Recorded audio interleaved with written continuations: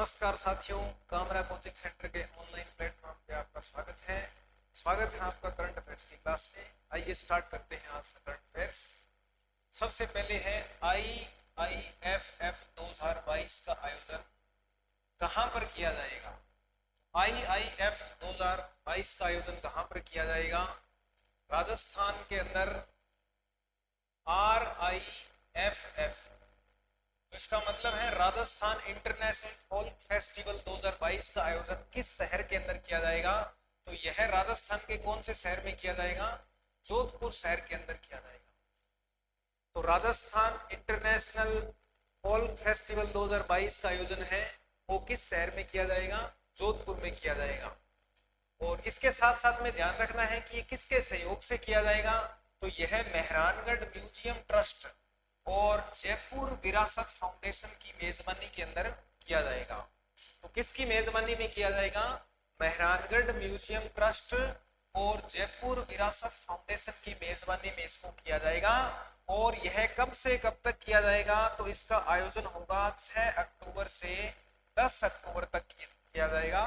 और कितने देश इसमें शामिल होंगे? 9 देशों के 200 कलाकार इसके अंदर क्या लेने वाले हैं? भाग लेने वाले हैं।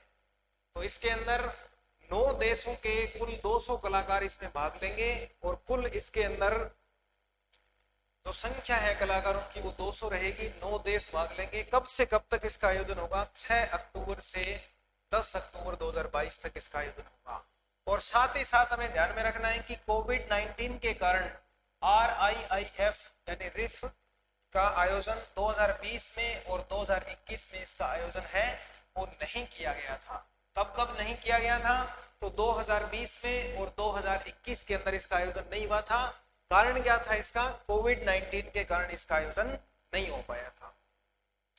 इसके अलावा इसमें विशेष क्या है कि इस रिफ 2022 के अंदर पहली बार मॉरिशस के मस्तक के कलाकार भाग लेंगे। इसके अंदर पहली बार इसके अंदर कौन से देश के कलाकार भाग लेने वाले हैं?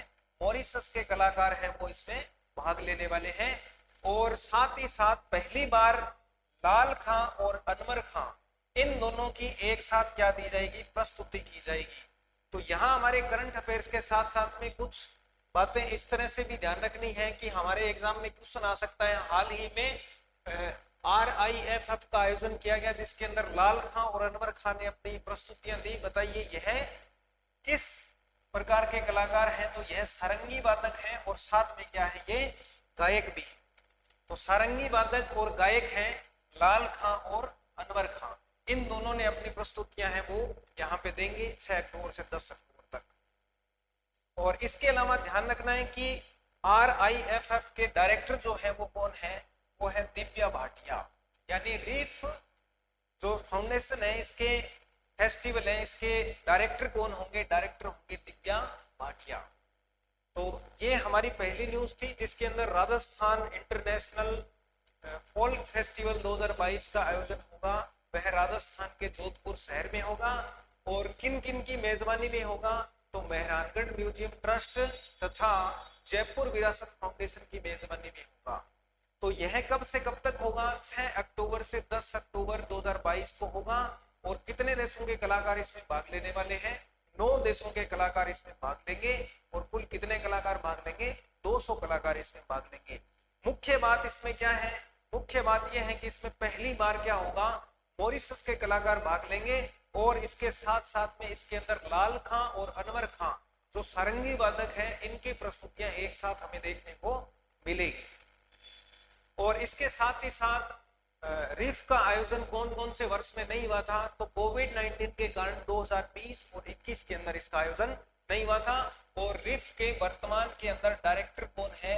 RIFF के डायरेक्टर कौन है? वो है दिव्या भाटिया। कौन है? दिव्या भाटिया। तो ये थे अपनी करंट अफेयर्स की पहली न्यूज जिसका संबंध राजस्थान के करंट अफेयर्स से है। और इसके बाद हम बात करते हैं नेक्स्ट न्यूज की। तो इसके अंदर है अभी प्रधानमंत्री टीबी मुक्त भारत अभियान है इसका क्या किया गया है? शुभारंभ किया गया है। कौन सा अभियान है? प्रधानमंत्री टीबी मुक्त भारत अभियान। इसका शुभारंभ किसके द्वारा किया गया है? तो इसका शुभारंभ किसके द्वारा किया गया है? प्रधानमंत्री नरेंद्र मोदी द्वारा, राष्ट्रपति द्रौपदी मुर्मू, रक्षा मंत्री राजनाथ सिंह, या इनमें से कोई नहीं। तो इसका सही आंसर क्या है? राष्ट्रपति द्रौपदी मुर्मू के द्वारा क्या किया गया है? इस अभियान का शुभारंभ किया गया है। किसके द्वारा किया गया है? राष्ट्रपति द्रौपदी मुर्मू के द्वारा इसका शुभारंभ किया गया है। तो भारत का टीबी मुक्त जो अभियान है वो कब तक चलने वाला है, और इसके साथ ही साथ हम बात करेंगे कि संयुक्त राष्ट्र संघ के द्वारा सतत विकास लक्ष्यों को निर्धारित करते हुए टीबी मुक्त पूरे विश्व के सभी देशों को बनाने के लिए लक्ष्य है वो कौन से वर्ष तक रखा गया, दोनों की बात हम करेंगे।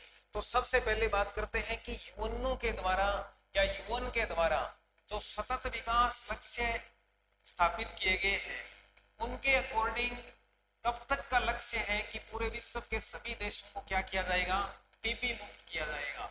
तो ध्यान रखना है कि यूएनओ के सतत विकास लक्ष्यों के अनुसार ये लक्ष्य है पूरे विश्व को कब तक प्राप्त करना है? 2030 तक।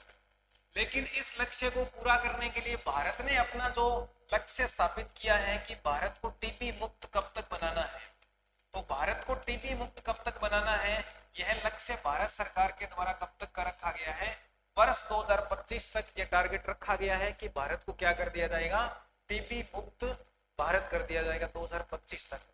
लेकिन यूएनओ के अनुसार या यूएन सतत विकास लक्ष्यों के अनुसार टीबी उन्मूलन का कार्य है वो पूरे विश्व में कब तक करने का लक्ष्य रखा गया है? 2030 तक रखा गया है।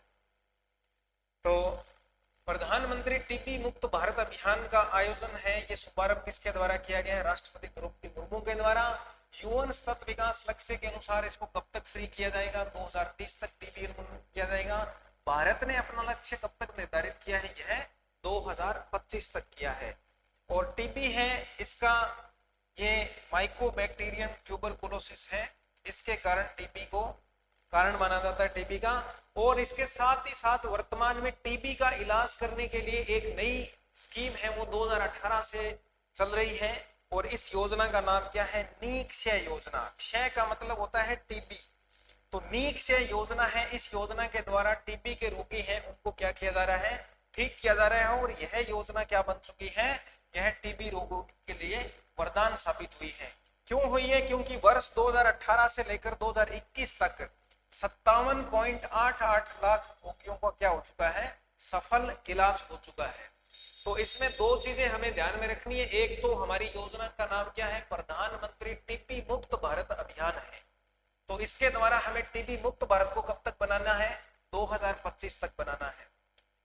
इसके साथ ही साथ ध्यान रखना है कि टीबी मुक्त भारत बनाने के लिए पहले से एक योजना चल रही है जिसमें टीबी के रोगियों को ठीक करने की कोशिश की जाती है। इस योजना का नाम क्या है? निक्षय योजना।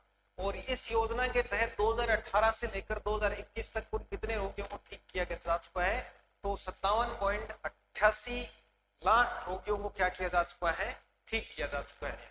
तो ये एक नया अभियान स्टार्ट हुआ है, प्रधानमंत्री टीबी मुक्त भारत अभियान। लेकिन इसकी शुरुआत किसके द्वारा की गई है? राष्ट्रपति के द्वारा। योजना का नाम, अभियान का नाम किससे शुरू होता है? प्रधानमंत्री से होता है। लेकिन इसका शुभारंभ किसने किया है? राष्ट्रपति द्रौपदी मुर्मू ने किया है। इसका आंसर प्रधानमंत्री नरेंद्र मोदी नहीं। नेक्स्ट पे हम बात करें तो ये स्विट्जरलैंड के अंदर ज्यूरिख नामक शहर के अंदर डायमंड लीग चल रही है। Diamond league Zurich diamond league 2022, और इसका संबंध किससे है? एथलेटिक्स से है।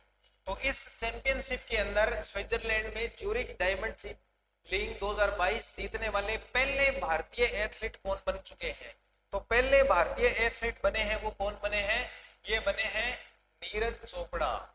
तो नीरज चोपड़ा है, इनका संबंध कौन से खेल से है? नीरज चोपड़ा का संबंध है जेवेलियन थ्रो से।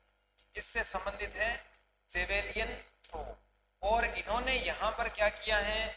फाइनल के अंदर ज्यूरिख डायमंड लीग का जो फाइनल है उसको जीतकर पहला भारतीय खिलाड़ी या भारतीय एथलीट खिलाड़ी बनने का गौरव प्राप्त किया है। और यहाँ इन्होंने जो जेवेलियन थ्रो किया है वो कितना किया है?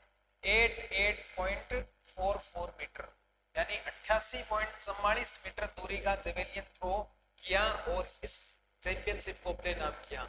तो ये ध्यान रखना है कि ज्यूरिख डायमंड लीग का आयोजन है वो कहां पर हुआ है? स्विट्जरलैंड के अंदर। और इसके फाइनल के अंदर जीत हासिल किसको हुई है? भारत के पदक वीर नीरज चोपड़ा को प्राप्त हुआ है और इनका खेल कौन सा है, जेवेलियन थ्रो। और इन्होंने कितनी दूरी तक इसको फेंका है, 88.44 मीटर दूरी पर फेंक के, और ये लिंग है वो अपने नाम की। अब इसके बाद में नेक्स्ट है कि कौन से देश की राष्ट्रपति है, कौन से देश की राष्ट्रपति, हलीमा याकूब।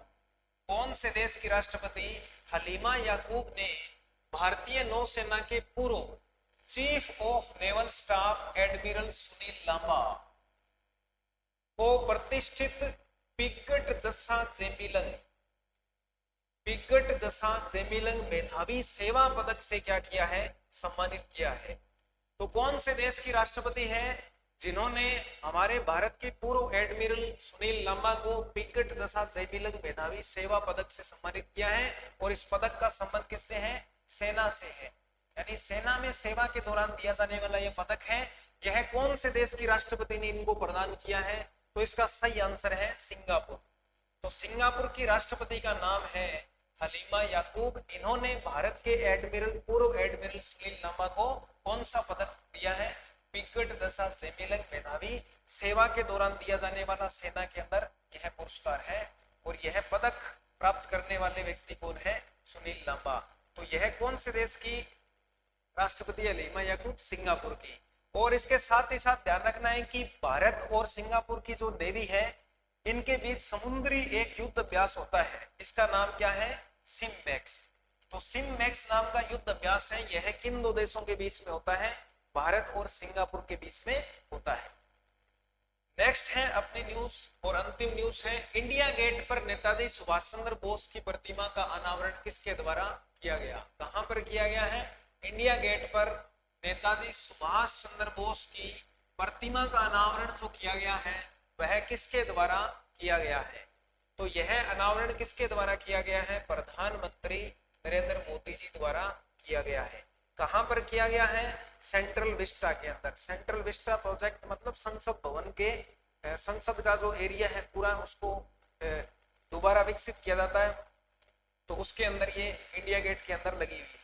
तो पहले इसके स्थान पर किसकी मूर्ति लगी हुई थी, तो ये ध्यान रखना किंग जॉर्ज पंचम है, इनकी मूर्ति को यहाँ से रिमूव करके किनकी मूर्ति स्थापित की गई है, सुभाष चंद्र बोस की मूर्ति लगाई गई है। और ये मूर्ति है, इसकी ऊंचाई कितनी है, 28 फीट ऊंचाई है, और यह किससे बनी हुई है, ग्रेनाइट से बनी हुई है। तो हाल ही के अंदर किसकी मूर्ति को हटाकर सुभाष चंद्र बोस की मूर्ति है उसको इंडिया गेट पर स्थापित किया गया है। तो ये ध्यान रखना किंग जॉर्ज पंचम के मूर्ति को स्थापित करके यहाँ पे लगाए हैं। ये कौन थे किंग जॉर्ज पंचम, तो भारत के अंदर 1911 के अंदर दिल्ली दरबार का क्या किया गया था, आयोजन किया गया था। किसका आयोजन किया गया था, दिल्ली दरबार। तो दिल्ली दरबार के अंदर कौन आए हुए थे, तो इंग्लैंड के किंग जॉर्ज पंचम है वो भारत आए थे, किंग जॉर्ज पंचम।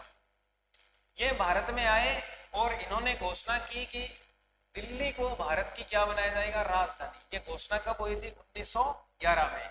लेकिन दिल्ली भारत की राजधानी बनी कब थी, 1912 के अंदर दिल्ली भारत की क्या बनी, राजधानी बनाई गई थी।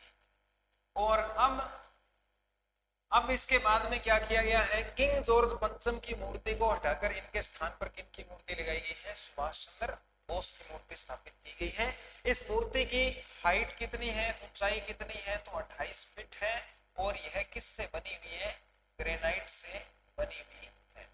तो ये थे आज के अपने करंट अफेयर्स। आइए दोबारा एक बार फिर से देखते हैं, रिपीट करते हैं अपने। और सबसे पहले हमने बात की कि RIFF 2022 का आयोजन किस शहर में हुआ, तो यह जोधपुर के अंदर किया गया था। और इसके अंदर मुख्यतः कितने देशों के कलाकार भाग लेंगे, 9 देशों के। और कब से कब तक होगा, 6 अक्टूबर से 10 अक्टूबर तक इसमें भाग लिया जाएगा। कौन कौन से वर्ष में नहीं हुआ, 2020 में, 21 में नहीं हुआ। कारण क्या था, कोविड-19। पहली बार इसमें कौन से देश के कलाकार भाग लेने वाले हैं, मॉरिशस के भाग लेने वाले हैं। और इसके अंदर 2 कलाकार भाग लेंगे, लाल खां और अनवर खां। तो इनका संबंध कौन सी कला से है, सारंगी वादन से है, और गायक भी है। इसके साथ ही साथ RIFF Rajasthan international folk festival, इसके डायरेक्टर कौन है, दिव्या भाटिया है। और इसके बाद हमने पढ़ा था प्रधानमंत्री टीबी मुक्त भारत अभियान। इसका शुभारंभ किसके द्वारा किया गया है? इसका शुभारंभ राष्ट्रपति द्रौपदी मुर्मू के द्वारा किया गया है। सतत विकास लक्ष्यों के अनुसार पूरे विश्व के अंदर टीबी का उन्मूलन कौन से वर्ष तक निर्धारित किया गया है? 2030 तक। लेकिन भारत ने अपना लक्ष्य कब तक का रखा है? 2025 तक। तो टीबी मुक्त भारत बनाने के लिए जो पहले से योजना चल रही है उस योजना का नाम क्या है? निक्षय योजना। और इस योजना के द्वारा अब तक कितने रोगियों को ठीक किया जा चुका है? 57.88 लाख रोगियों को ठीक किया जा चुका है। इसके अलावा है कि हाल ही में नीरज चोपड़ा ने कौन से देश के अंदर ज्यूरिख डायमंड लीग को जीतकर पहला भारतीय एथलीट होने का खिताब है वो अपने नाम किया है? तो यह स्विट्जरलैंड के अंदर स्टार्ट है और इसको जीता गया है। जेवेलियन थ्रो के अंदर कितनी दूरी तक फेंका गया है? तो 88.44 मीटर दूरी पर फेंका गया है। और इसके बाद अपने नेक्स्ट बात की थी कि कौन से देश की राष्ट्रपति हलीमा याकूब ने भारतीय सेना के नौसेना के पूर्व एडमिरल सुनील लांबा को पिंगट जस्सा जेमिलंग मेधावी पुरस्कार से सम्मानित किया है? तो यह कौन से देश की राष्ट्रपति है? यह सिंगापुर की राष्ट्रपति है। और भारत और सिंगापुर के मध्य जो नौसेना का युद्ध अभ्यास या समुद्री युद्ध अभ्यास होता है उसको क्या बोलते हैं? सिमबैक्स के नाम से जाना जाता है। तो सिमबैक्स है यह किन दो देशों के मध्य होता है? यह सिंगापुर और इंडिया के मध्य होता है। एस का मतलब सिंगापुर, आई का मतलब इंडिया। और फिर इसके बाद में नेक्स्ट हमने लास्ट बात की थी इंडिया गेट पर नेताजी सुभाष चंद्र बोस की प्रतिमा का अनावरण है वो किसके द्वारा किया गया है? प्रधानमंत्री नरेंद्र मोदी के द्वारा किया गया है। और किसकी मूर्ति को हटाकर किया गया है? तो यह किंग जॉर्ज पंचम की मूर्ति को हटाकर किया गया है। और कितने फीट ऊंची है? 28 फीट ऊंची है। और किससे बनी हुई है? ग्रेनाइट से बनी हुई मूर्ति है। तो ये थे आज के करंट अफेयर्स के अपने इंपॉर्टेंट क्वेश्चन। और कल अपने नई क्लास में नए प्रश्नों के साथ मिलते हैं। तब तक के लिए सभी को